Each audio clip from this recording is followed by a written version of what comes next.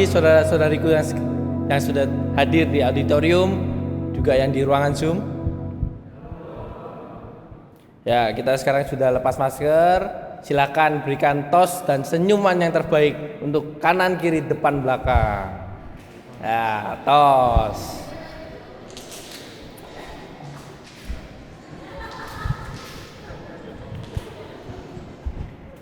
Oke, sudah senyum semua ya, sudah semangat semua untuk beribadah. Mari kita akan mengikrarkan visi dan misi kita. Visi menjadi lembaga pendidikan tinggi gerejawi yang memperlengkapi para pemimpin gereja untuk berteologi reform secara kritis, berkemampuan mengembalakan dan berkarakter serupa Kristus. Misi 1. Menumbuhkan pemikiran kritis dalam berteologi reform. 2. Mengembangkan kemampuan penggembalaan melalui pendidikan kepemimpinan hamba, servant leadership. 3. Membentuk karakter serupa Kristus melalui pemuridan. Saudara-saudariku sekalian, kita patut bersyukur kepada Tuhan jikalau sampai detik ini kita masih diberikan kehidupan, karena kehidupan kita hanya berasal dari pemberinya, yaitu Tuhan Yesus. Dialah Allah kita. Dia datang supaya kita mempunyai hidup dan mempunyainya dalam segala kelimpahan. Mari bersama kita datang mendekat kepadanya untuk menyerahkan hidup kita dengan maksud dan tujuannya. Dengan mata tertutup, kepala tertunduk, mari kita mengarahkan hati dan pikiran kita untuk memulai ibadah pada pagi hari ini, saat teduh.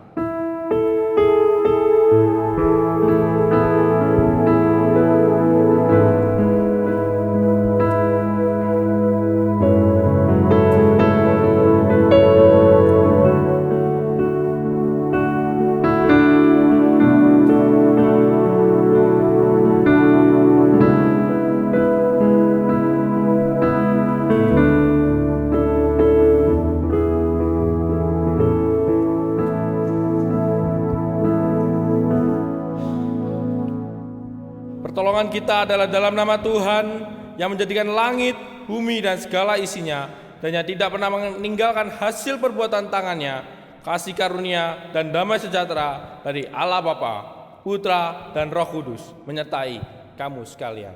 Dan menyertaimu juga.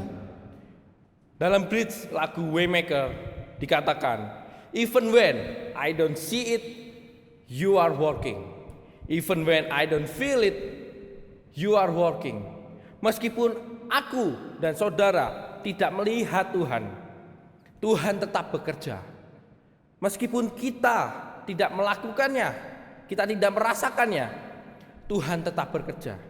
Dan Tuhan tidak pernah berhenti. Tuhan tak pernah berhenti berkarya. Karena dalam segala sesuatu Allah tidak pernah berhenti berkarya. Di tengah-tengah kita sekarang ini pun Tuhan sedang berkarya. Mari kita memujikan Waymaker.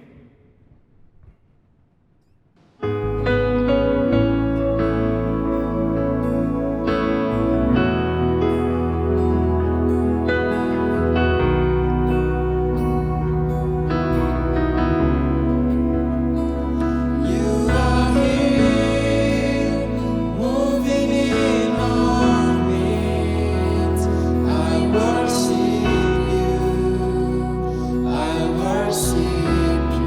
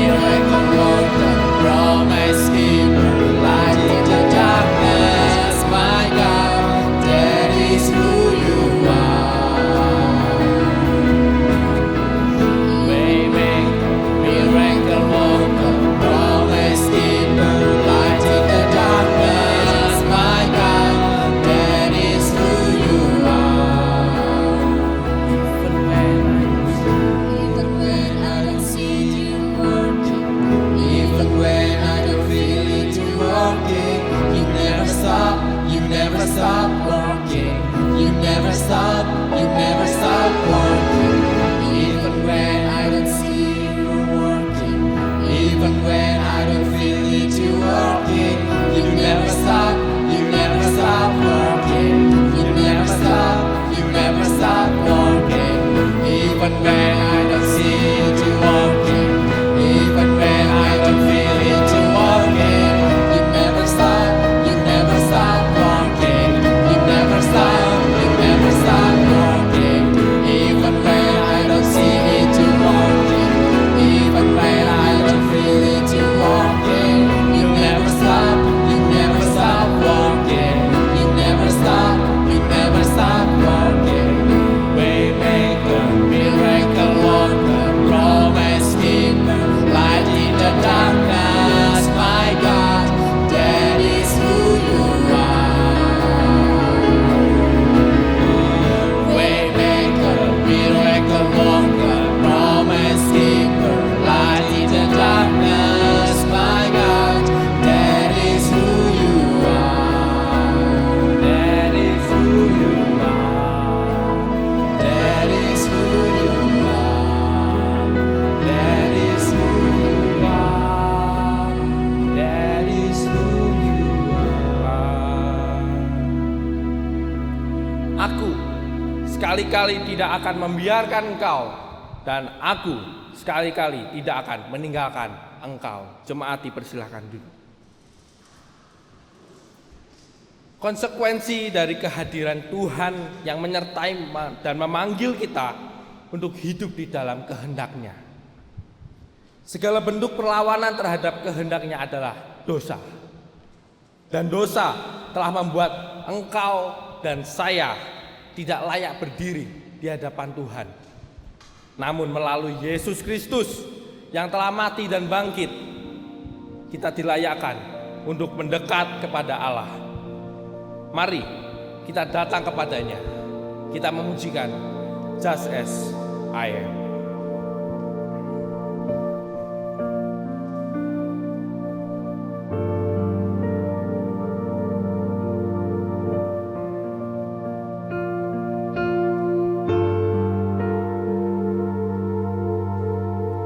Sebenarnya aku tak layak, namun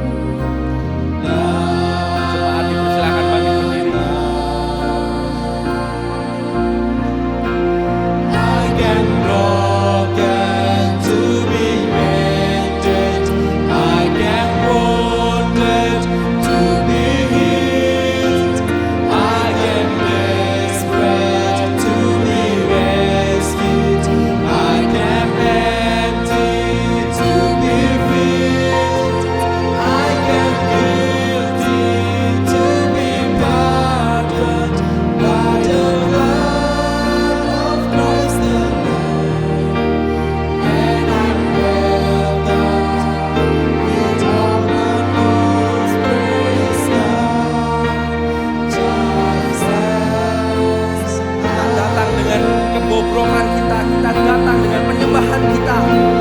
I come broken To be mended, I can wounded to be healed.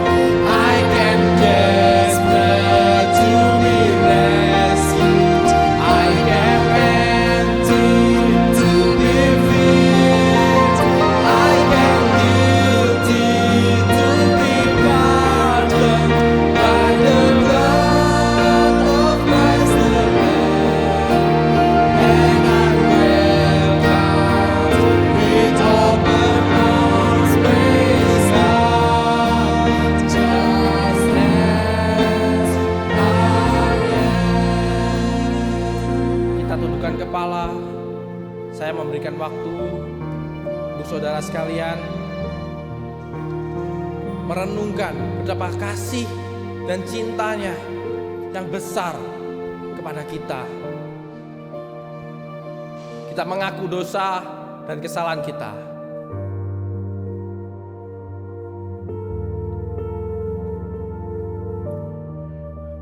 Allah Bapa di surga, kami mengetahui Tuhan, cinta kasih-Mu yang besar atas kami. Engkau rela mati di atas kayu salib dan bangkit bagi kami semua, sehingga kami dapat hidup sampai sekarang. Kami layak di hadapan-Mu. Kami layak untuk memuji muliakan nama-Mu. Tapi Tuhan, kami adalah manusia yang lemah, manusia yang mudah untuk tergoyahkan. Kami masih sering melakukan dosa kami Tuhan. Dosa yang mungkin masih kami pendam dalam hati kami, dalam diri kami. Mungkin kepahitan-kepahitan yang masih kami ada dalam diri kami. Hari ini, detik ini Tuhan, kami meminta ampun. Kami memohon pengampunan-Mu terhadap dosa-dosa kami. Biarlah Engkau yang mendengar setiap doa ampunan dari saudara-saudara kami sekalian. Terima kasih Tuhan. Dalam nama Tuhan Yesus. Haleluya. Amin. Jemaat dipersilakan duduk.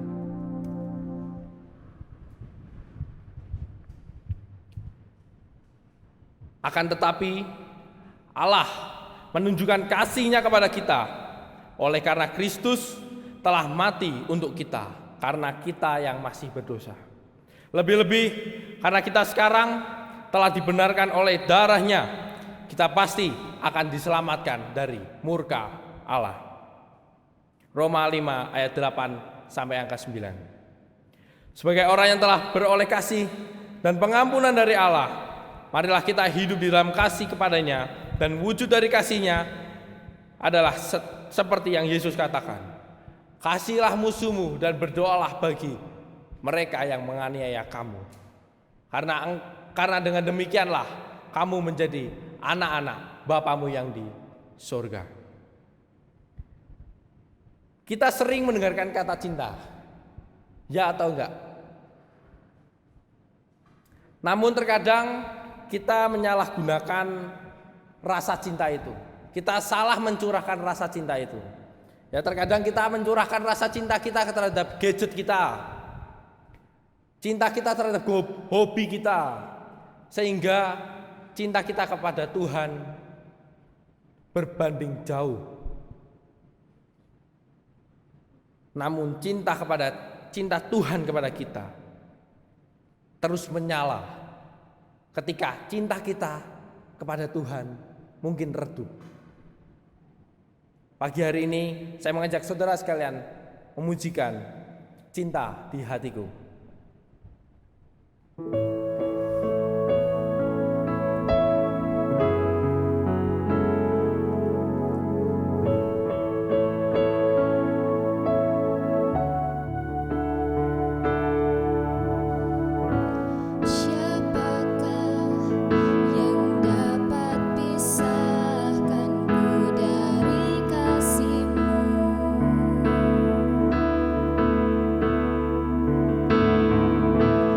Tetap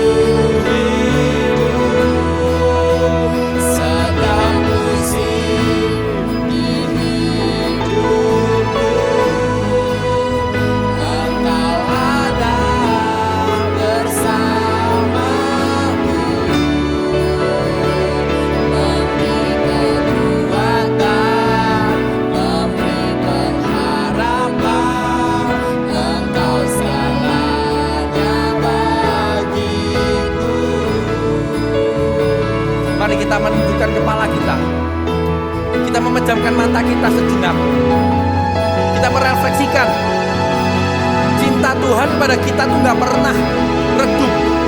Tapi kenapa cinta kita kepada Tuhan gak bisa menyala-nyala seperti Tuhan? Mungkin karena dosa. Tapi dengan lagu ini, marilah kita merenungkan cinta kita terus menyala. Di hatiku terus menyala di dalammu,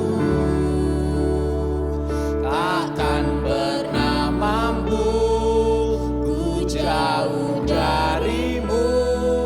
Engkau alasanku hidup, setiap musim di hidupku.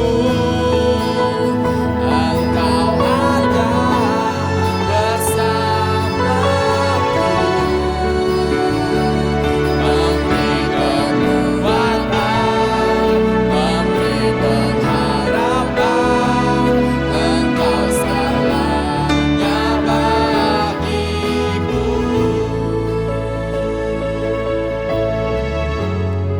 Mari bersama dengan orang percaya di sepanjang abad dan segala tempat, dengan cintanya yang mengarah kepada Allah, kita ikrarkan pengakuan iman kita seturut pengakuan iman rasuli yang berbunyi demikian.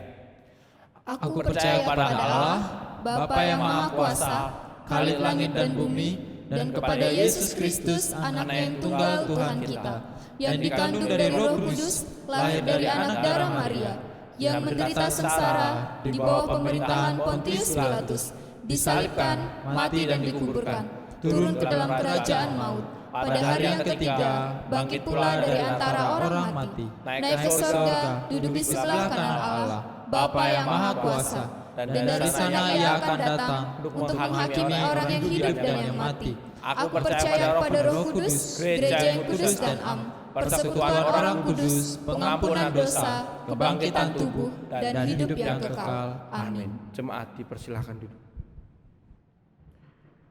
Pada pagi hari ini kita akan berdoa untuk dua pokok doa. Yang pertama kita berdoa untuk open house. Kita berdoa supaya gereja-gereja mau tergerak hatinya untuk mengirimkan anak-anak mudanya yang memiliki panggilan maupun yang ingin mengenal STT Aletheia bisa datang tanggal 18 Februari ini untuk mengikuti open house. Dan yang kedua kita berdoa kembali untuk bangsa Indonesia. Kita berdoa untuk kondisi persepak bolaan Indonesia yang belum membaik pasca tragedi Kanjuruhan, karena banyak pemain-pemain yang dirugikan, karena liga banyak yang di stop. Kita berdoa, kita membawa hati kita menyuarakan, kita berdoa dengan membuka suara. Bapa di dalam surga, pagi hari ini kami datang ke hadirat-Mu Tuhan. Kami membawa doa syafaat kami.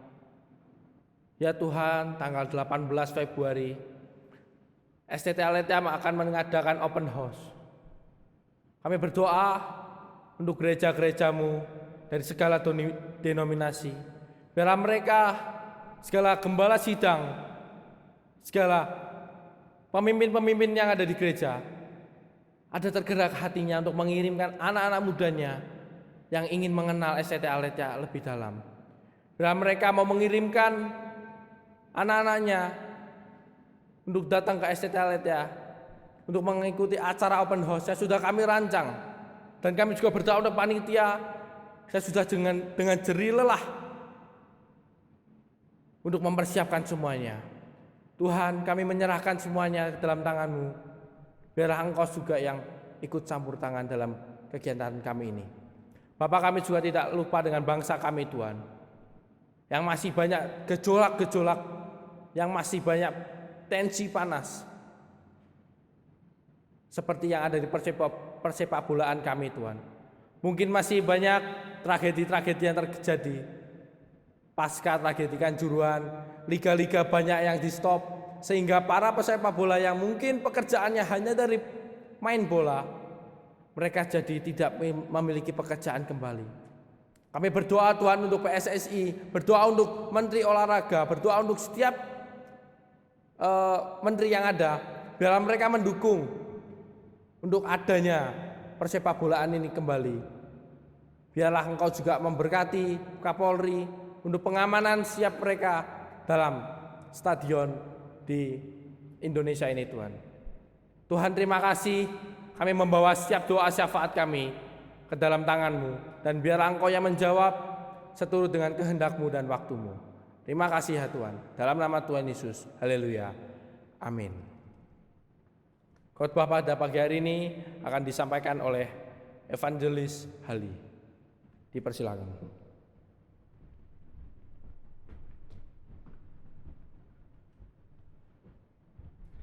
Mari sekali lagi kita masuk dalam doa.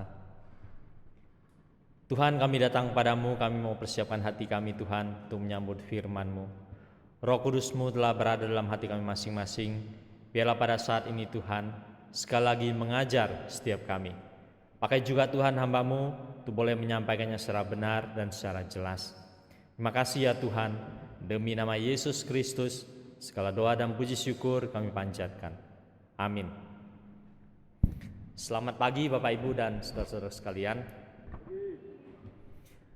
Hari ini dalam chapel kita, saya mengajak kita untuk melihat satu bagian firman Tuhan dari 2 Samuel 13. Mari kita membuka Alkitab kita, 2 Samuel 13.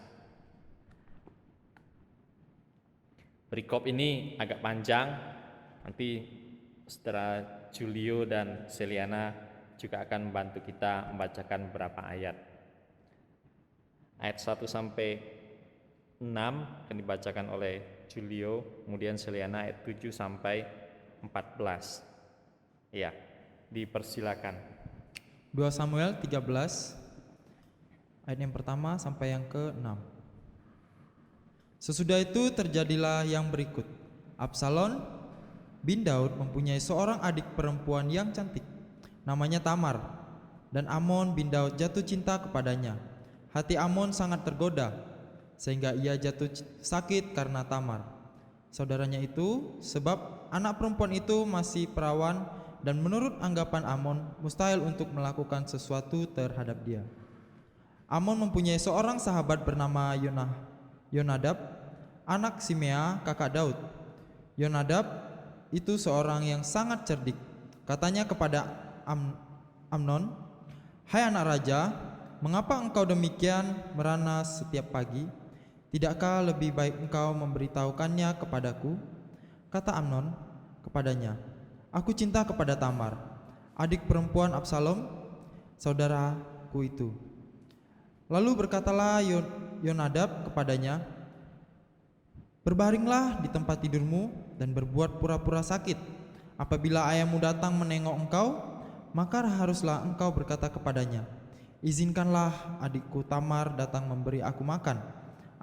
Apabila ia menyediakan makanan di depan mataku sehingga aku dapat melihatnya, maka aku akan memakannya dari tangannya." Sesudah itu berbaringlah Amnon dan berbuat pura-pura sakit. Ketika raja datang menengok dia, berkatalah Amnon kepada raja, "Izinkanlah adikku Tamar datang membuat barang 2 kue di depan mataku, supaya aku memakannya dari tangannya." Lalu Daud menyuruh orang kepada Tamar ke rumahnya dengan pesan, "Pergilah ke rumah Amnon, kakakmu, dan sediakanlah makanan baginya." Maka Tamar pergi ke rumah Amnon kakaknya yang sedang berbaring-baring. Lalu anak perempuan itu mengambil adonan, meremasnya dan membuat kue di depan matanya, kemudian dibakarnya kue itu. Sesudah itu gadis itu mengambil kuali dan mengeluarkan isinya di depan Amnon, tetapi ia tidak mau makan. Berkatalah Amnon, "Suruhlah setiap orang keluar meninggalkan aku." Lalu keluarlah setiap orang meninggalkan dia. Lalu berkatalah Amnon kepada Tamar, "Bawalah makananmu itu ke dalam kamar, supaya aku memakannya dari tanganmu." Tamar mengambil kue yang disediakannya itu, lalu membawanya kepada Amnon kakaknya ke dalam kamar. Ketika gadis itu menghidangkannya kepadanya supaya ia makan, dipegangnyalah gadis itu dan berkata kepadanya, "Marilah tidur dengan aku, adikku." Tetapi gadis itu berkata kepadanya, "Tidak kakakku, jangan perkosa aku, sebab orang tidak berlaku seperti itu di Israel. Janganlah berbuat dosa seperti itu. Dan aku, kemanakah ku bawa kecemaranku? Dan engkau akan dianggap sebagai orang yang bebal di Israel. Oleh sebab itu, berbicaralah dengan raja, sebab ia tidak akan menolak memberikan aku kepadamu. Tetapi Amnon tidak mau mendengarkan perkataannya, dan sebab ia lebih kuat daripadanya, diperkosanyalah dia, lalu tidur dengan dia. Ayat 15, kemudian timbullah kebencian yang sangat besar pada Amnon terhadap gadis itu. Bahkan lebih besar benci yang dirasakannya pada gadis itu daripada cinta yang dirasakannya sebelumnya. Lalu Amnon berkata kepadanya, bangunlah, enyahlah. Lalu berkatalah gadis itu padanya, tidak kakakku, sebab menyuruh aku pergi adalah lebih jahat daripada apa yang telah kau lakukan kepadaku tadi. Tapi Amnon tidak mau mendengarkan dia. Dipanggilnyalah orang muda yang melayani dia, katanya, suruhlah perempuan ini pergi daripadaku dan kuncilah pintu di belakangnya. Gadis itu memakai baju kurung yang maha indah, sebab demikianlah putri-putri raja yang masih perawan berpakaian baju kurung panjang. Kemudian pelayan itu menyuruh dia keluar, lalu mengunci pintu di belakangnya. Lalu Tamar menaruh abu di atas kepalanya, mengoyakkan baju kurung yang maha indah yang dipakainya, meletakkan tangannya di atas kepalanya, dan pergilah ia sambil meratap dengan nyaring. Bertanyalah Absalom kakaknya kepadanya, apakah Amnon kakakmu itu bersetubuh dengan engkau? Maka sekarang adikku, diamlah saja. Bukankah ia kakakmu? Janganlah begitu memikirkan perkara itu. Lalu Tamar tinggal di rumah Absalom kakaknya itu seorang diri. Ketika segala perkara ini didengar Raja Daud, sangat marahlah ia. Dan Absalom tidak berkata-kata dengan Amnon, baik tentang yang jahat maupun tentang yang baik. Tapi Absalom membenci Amnon sebab ia telah memperkosa Tamar adiknya. Bapak, Ibu, dan saudara-saudaraku sekalian, ketika Albert mempersiapkan liturgi untuk hari ini, terus dia tanya pada saya, khotbahnya temanya apa, dari mana? Ya, saya hanya memberikan perikop ini 2 Samuel 13. Saya bilang masih belum tahu mau kasih tema apa gitu. Nah, kalau Bapak, Ibu, saudara-saudara ditanya mau dikasih tema apa ini yang cocok, mau dikasih tema apa ini yang cocok, 2 Samuel pasal 13. Macam-macam kita bisa kasih kan, tapi apa kira-kira yang cocok? Apakah sini kita sebut pergaulan muda-mudi? Bisa aja gitu ya, muda-mudi zaman Daud, bisa aja ya. Tapi akhirnya kita memilih judul yaitu cinta dan benci ya. Akhirnya temu tema ini. Nah, kira-kira tema ini dari mana bisa muncul seperti ini? Dari mana ide datangnya tema ini, cinta dan benci?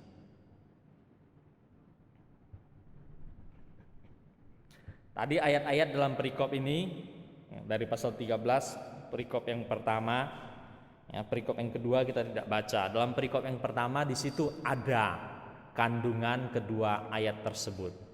Kata cinta juga ada, kata benci juga ada. Cinta yang besar ada, benci yang besar juga ada. Nah, oleh karena pertimbangan itu, akhirnya kita memilih judul ini, cinta dan benci. Daud mempunyai anak namanya Absalom. Jadi Absalom bin Daud.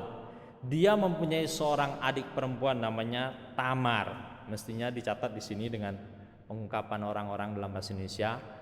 Ada Absalom bin Daud. Ada juga Tamar binti Daud. Dan ada satu orang lagi namanya Amnon bin Daud. Nah, tetapi Bapak, Ibu, dan saudara-saudaraku sekalian, walaupun binnya Daud, walaupun bintinya Daud, tetapi ibunya tidak sama. Absalom dan Tamar berasal dari istri yang namanya Maaka. Amnon berasal dari istri namanya Ahinoam. Nah, setelah itu Daud masih punya sekitar 3 orang istri dan juga punya anak-anak, termasuk Batsheba nantinya, dan ada di antara anaknya yang meninggal, bukan hanya yang dilahirkan oleh Batsheba. Jadi dalam hal ini adalah Amnon adalah bersaudara dengan Absalom, satu ayah beda ibu. Tamar dan Amnon adalah bersaudara tapi beda ibu, satu ayah. Itulah kenyataannya. Lalu dikatakan di sini Amnon jatuh cinta pada Tamar. Ya, dikatakan begitu catatan dalam Alkitab. Tapi ini nanti kita akan banding-bandingkan dengan ayat-ayat yang berikutnya. Apakah maksudnya di situ? Ya, Amnon jatuh cinta pada Tamar, tapi dikatakan dia tidak bisa berbuat apa-apa berhubung gadis ini masih perawan. Ya. Klausa ini mengandung banyak sekali pengertian, macam-macam orang bisa memikirkannya. Apakah kalau sudah menikah nanti bisa berbuat apa-apa? Ya. Apakah kalau sudah menikah jadi lebih tidak ada masalah? Ya, macam-macam di situ. Tapi apa yang mau dikatakan di sini adalah bahwa Amnon hendak berbuat sesuatu terhadap Tamar, dan hal ini tampaknya ya, sampai membuat dia menjadi jatuh sakit. Dan orang yang bernama Yonadab sangat jeli. Ya, dikatakan di sini seorang yang cerdik. Ya. Dalam terjemahan Alkitab versi yang bahasa lain dikatakan seorang yang sangat licik. Ya, Yonadab adalah seorang yang sangat licik. Ya. Maka Yonadab mengajukan pertanyaan, ada apa dengan engkau anak raja? Ya. Ini adalah ungkapan yang sangat peduli dalam pandangan orang secara umum. Ya. Tapi dari seorang Yonadab lah kemudian Amnon bisa mewujudkan angan-angan dari hatinya yang terdalam. Kemungkinan besar tanpa bantuan seorang Yonadab tidak akan begitu mudah bagi Amnon untuk berbuat ini dan berbuat itu. Tapi atas nasihat dan bantuan seorang Yonadab, maka kemudian dia bisa berbuat ini dan itu. Dirancangkanlah sebuah rencana atas prakarsa dari Yonadab. Berpura-pura sakit, kemudian ayahnya datang, minta sesuatu pada ayahnya, yaitu minta Tamar datang, membuat makanan, memberikan pada dia makan, dan diharapkan itu akan memulihkan kesehatannya. Ini rancangan yang hebat dari seorang Yonadab, dan rancangan ini membantu Amnon untuk mewujudkan keinginannya. Kemudian Alkitab mencatat bahwa setelah kejadian itu Amnon diutus oleh raja datang membuat makanan, dan tidak hanya membuat makanan, bahkan harus mengantarkan makanan ke dalam kamar Amnon. Bukan hanya begitu, sebelum mengantarkan makanan ke dalam kamar Amnon, orang-orang pembantu-pembantunya Amnon diminta pergi meninggalkan rumah itu. Maka kondisi itu menjadi semakin kondusif untuk menjalankan rencana dari Yonadab. Bapak, Ibu, dan saudara-saudaraku sekalian, kemudian Alkitab mencatat diperkosanyalah Tamar oleh Amnon. Itu yang dicatat di dalam Alkitab. Dan apa yang bisa kita lihat di sini, bahwa setelah itu dikatakan bahwa dalam diri Amnon itu timbul kebencian yang sangat besar. Lebih besar benci yang dirasakan kepada gadis itu daripada cinta yang dirasakannya sebelumnya. Ini menjadi perpalingan yang luar biasa, ya, dari cinta menjadi benci. Ya. Geraknya cepat sekali. Kalau kita pikir satu swing ke kanan, satu lagi tiba-tiba setelah kejadian itu swing ke kiri, ngeri sekali. Ya. Perubahannya besar sekali. Dari situ kita akan berpikir lagi, kalau begitu sebenarnya apa yang terjadi pada Amnon? Cintakah Atau bencikah? Bencikah atau cintakah? Nah, Bapak Ibu dan saudara-saudaraku sekalian, pergumulan tentang tema ini terus menjadi bahan kajian orang-orang, terutama bahan kajian sinetron dan drakor. Ya, sampai hari ini sinetron tidak pernah berhenti dan drakor tidak akan berhenti berproduksi karena pergumulan tema cinta dan benci. Ya, bisa dianalisa dari berbagai-bagai sudut pandang, dari berbagai-bagai sisi, dan ini terus menarik umat manusia dari zaman dahulu sampai zaman sekarang. Itu sebabnya drakor dan sinetron terus laris dan tidak pernah padam. Pergumulan manusia untuk mengerti tema ini, cinta dan benci. Orang-orang menganalisa, kalau begitu apa yang ada dalam perasaan Amnon pada awalnya itu tampaknya bukanlah cinta, ya, juga bukan cintrong, ya, tapi lebih bagus dikatakan sebagai desire. Ada orang memahaminya sebagai sexual desire. Itu yang ada pada diri Amnon. Jadi sebenarnya bukan cinta yang ada pada diri Amnon, tapi sexual desire. Dan keinginannya ini ditolong oleh seorang Yonadab, dipermudah oleh rancangan besar dari Yonadab dan bisa terwujud. Alkitab kadang-kadang pakai bahasa yang halus. Marilah tidur denganku, adikku. Katanya begitu. Bahasa lain bisa mengatakan mari naik ke ranjang. Ya, bahasa yang halus. Sampai bahasa yang kasar adalah ya, bahasa yaitu bersetubuh dan pemerkosaan. Seperti itu yang muncul dalam Alkitab. Alkitab menggambarkan apa adanya. Alkitab mengandalkan dengan terus terang di mana harus menggunakan kata yang halus, digunakan kata halus. Di mana perlu menggunakan kata yang tajam dan kasar, ya digunakan di situ kata yang tajam dan kasar. Seperti itulah Alkitab memberitahukan pada kita. Oleh karena itu Bapak Ibu dan saudara-saudaraku sekalian, tampaklah semakin jelas ini ayat demi ayat kita lihat bukan cinta yang ada pada Amnon, juga bukan benci yang ada awalnya pada diri Amnon, tapi adalah sexual desire.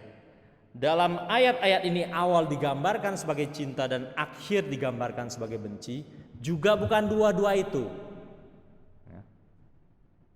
Lebih cenderung pada sexual desire. Maka dikatakan setelah Amnon mewujudkan keinginannya, timbullah kebencian yang besar.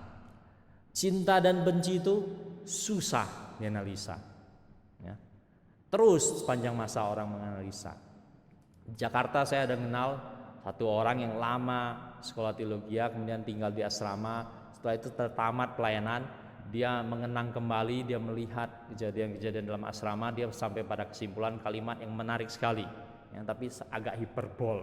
Dia ngomong gini, ya, dia ngomong kalau orang jatuh cinta, tai kucing serasa coklat, ya. Luar biasa sekali kalimat itu. Bingung saya pertama kali mendengarnya. Hebat sekali orang ini bisa sampai pada kesimpulan yang demikian, ya. Tapi setelah renung-renungkan kalimat ini, ada benernya juga, ya. Kalau ketemu dengan dia mungkin saya mau mengatakan, saya tolong kamu satu kalimat lagi, ya. Kalau jatuh cinta, tai kucing bisa terasa seperti coklat. Kalau putus cinta, coklat bisa terasa seperti tai kucing. Ya. Kalau saya temu dengan dia lagi, saya mungkin akan nyambung satu kalimat. Bapak Ibu dan saudara-saudaraku sekalian, ini ruwet, ya. Antara cinta dan benci itu ruwet, ya. Tapi kita harus periksa sebenarnya apa persoalan yang sesungguhnya. Dalam arti tertentu, cinta itu tak terbendung, ya. Kata novel-novel, ya. Cinta itu datang tiba-tiba, ya, sulit dihalangin. Tapi Bapak Ibu dan saudara-saudaraku sekalian, kita juga perlu sadar, ya, dalam kehidupan kita di kampus, di asrama, walaupun orang mengatakan cinta itu tak terbentung, tak bisa dihalangin, Tapi cinta itu bisa ditunda menyatakannya, ya, menunggu tahun kedua dan ketiga lewat, ya. Itu bisa, ya. Cinta itu tidak terbendung, iya benar. Tapi menyatakannya bisa ditunda kali dan bisa diatur waktunya. Jadi dalam hal ini kita perlu melihatnya, menganalisanya lebih jauh, ya. Ada hal-hal yang memang kita harus memang terima secara alami begitu, tapi ada hal-hal di mana kita bisa mengatur, bisa manage dan lain-lain, termasuk cinta dan benci, ya, termasuk pengungkapan cinta. Ruwet hal-hal begini, ya. Tapi Alkitab menolong kita pelan-pelan. Kalau kita rajin mengali, kita akan dapat sesuatu, ya. Ada lagi perikop lain nanti bisa memberikan hal lain lagi, perikop lain lagi, perjanjian baru dan seterusnya bisa memberikan poin-poin yang lebih berharga lagi bagi kita untuk semakin melengkapi pergumulan manusia memahami cinta dan benci. Di Jepang banyak orang bunuh diri, ya, karena gagal sekolah, karena gagal kerja, karir dan sebagainya. Tapi Bapak Ibu Saudara-saudara sekalian, dikatakan bahwa di Indonesia laporan tentang bunuh diri itu sesungguhnya lebih besar angkanya dari apa yang dilaporkan. Tetapi apa yang terjadi di Indonesia agak sedikit berbeda. Agak jarang orang-orang di Indonesia bunuh diri karena karirnya kurang berhasil, karirnya mentok. Tapi kalau di Indonesia, kalau terjadi kasus-kasus bunuh diri, maka kita bisa melacaknya kemungkinan besarnya pada satu hal, ya, yaitu pada coklat terasa seperti tai kucing. Yaitu ketika orang patah hati, ya, patah hati yang banyak membawa orang bunuh diri. Untuk data di Indonesia, ya, data negara lain berbeda lagi. Oleh karena itu kita harus berhati-hati dalam hal ini tentang cinta dan tentang benci. Ya, kita tidak ingin sampai ada orang bunuh diri karena patah hati. Ya, bagaimanapun bunuh diri itu harus dicegah dari segala sisi dan segala aspek, baik oleh sekolah teologi maupun oleh masyarakat RT RW dan bangsa dan negara ini. Bunuh diri harus kita cegah bersama-sama, ya. Bunuh diri harus kita perangin, ya. Kita tidak ingin siapapun orang itu mengakhiri hidupnya dengan bunuh diri, ya. Sesusah-susah apapun kita menjalani hidup atau sesukses-sukses apapun kita menjalani hidup, kita tidak mengakhirinya dengan bunuh diri, tapi kita mengakhirinya dengan gilang gemilang. Sayang sekali bahwa setelah kejadian pemerkosaan ini, Raja Daud mendengar, tapi Raja Daud hanya sebatas marah sekali. Dia marah sekali. Padahal Raja Daud itu adalah seorang raja. Padahal Raja Daud itu adalah seorang ayah. Dalam kapasitasnya sebagai seorang ayah, dia harus berbuat sesuatu. Dan lebih lagi dalam kapasitasnya sebagai seorang raja, dia harus berbuat sesuatu. Dia harus mengambil tindakan, dia harus mengambil keputusan, dan dia harus menjalankan disiplin. Ada aturan-aturan Taurat yang mengatur semuanya itu, dan itu sangat jelas. Tapi Daud tidak memainkan peranan sebagai ayah, Daud juga tidak memainkan peranan sebagai seorang raja. Dia tidak mengerjakan tugasnya baik sebagai seorang raja maupun seorang ayah. Bapak, Ibu dan saudara-saudaraku sekalian, ini hal yang sangat disesalkan. Barangkali Daud punya kesulitan-kesulitan sendiri, ya. Oleh karena dia sudah punya skandal dengan Batsheba. Barangkali Raja Daud juga punya kesulitan-kesulitan sendiri.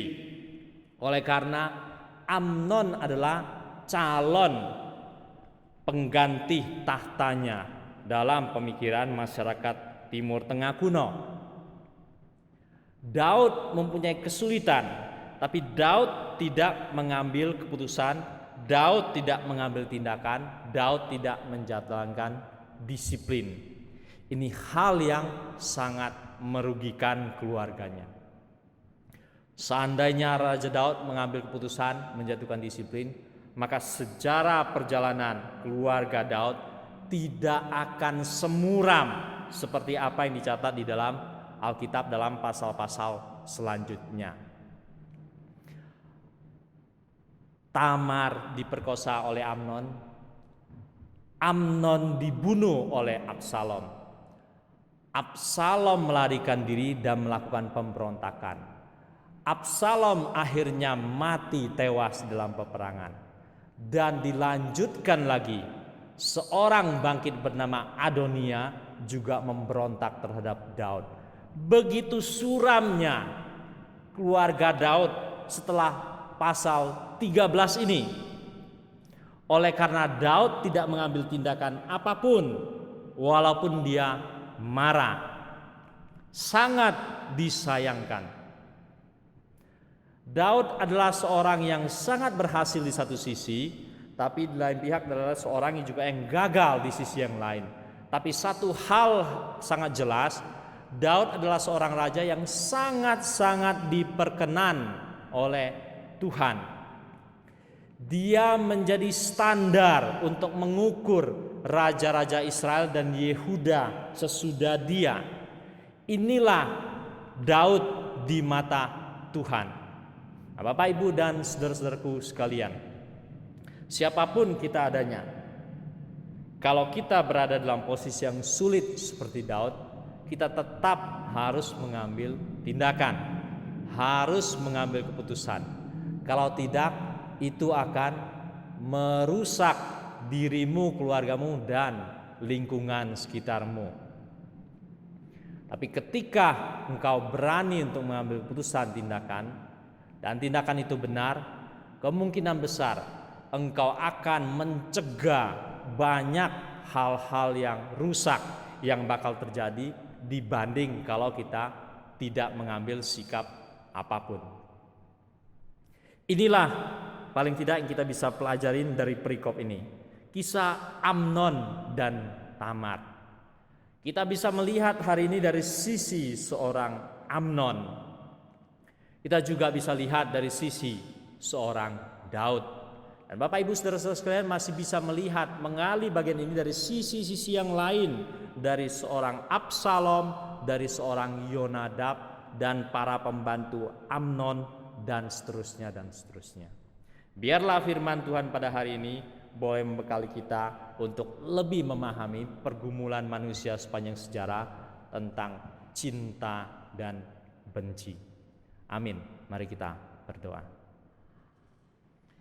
Ya Tuhan, Bapa kami di surga, terpujilah dan mulialah nama-Mu.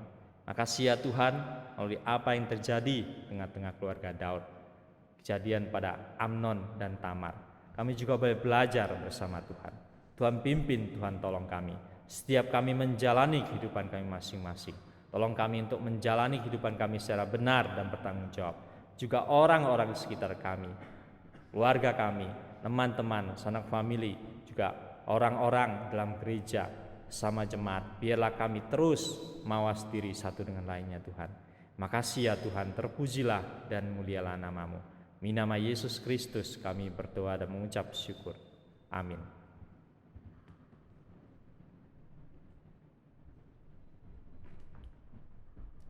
Ya, puji nama Tuhan.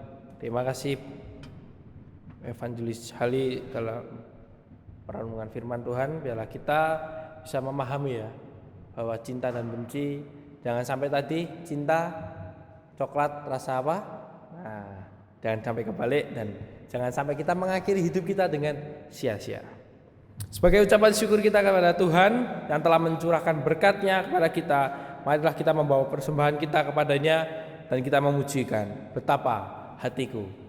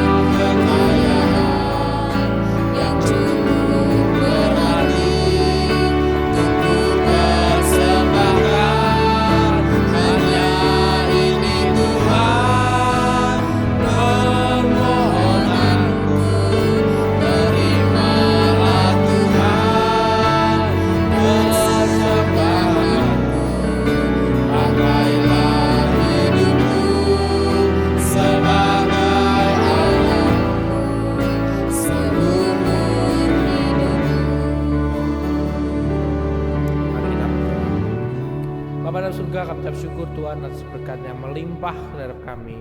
Terima kasih pada pagi hari ini kami bisa memberikan persembahan kami. Biarlah kami berdoa untuk orang-orang yang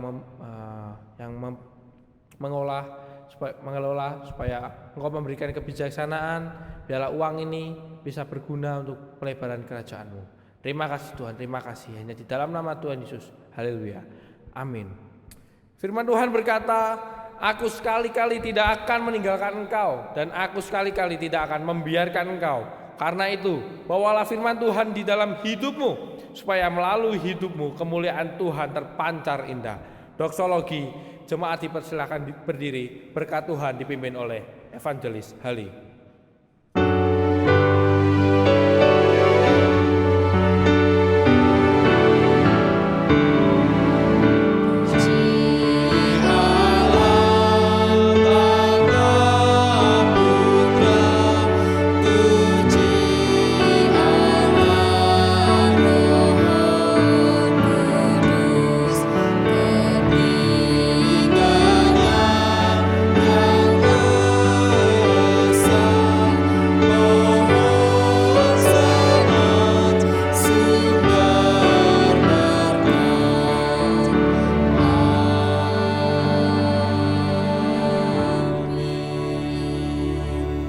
Bapak, Ibu, dan saudara-saudaraku sekalian, di penghujung ibadah kita ini, arahkanlah hatimu kepada Tuhan dan terimalah berkat Tuhan. Anugerah keselamatan dari Tuhan kita, Yesus Kristus, cinta kasih, pemeliharaan dari Allah Bapa kita, dan persekutuan, kuatan, penyertaan dari Allah Roh Kudus menyertai setiap kita dari hari ini sampai dengan selama-lamanya. Kita berjumpa muka dengan muka bersama Tuhan di surga. Amin.